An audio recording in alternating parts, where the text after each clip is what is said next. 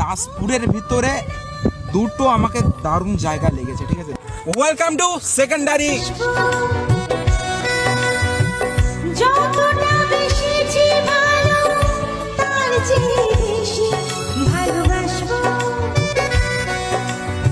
জায়গাটা দেখো, লোকেশনটা ওয়াও, বাস ওয়াও ছাড়া আর কিছু নয়।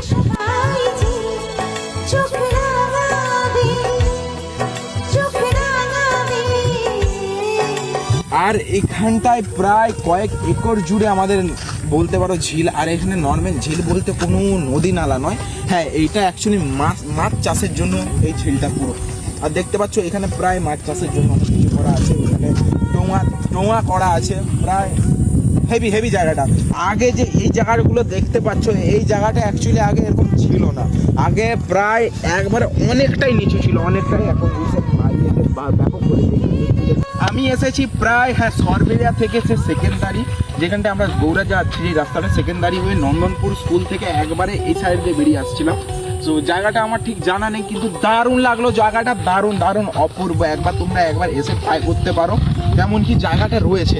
শুধু তোমাদেরকে পুরো ভিউটা দেখাবো। এখানটাতে প্রায় কয়েক একর জুড়ে প্রায় রয়েছে এই ঝিলটা। তো এতটাই হচ্ছে ভিডিওটা, কেমন হয়েছে ফটাফট কমেন্টে জানাও। Tata, bye bye.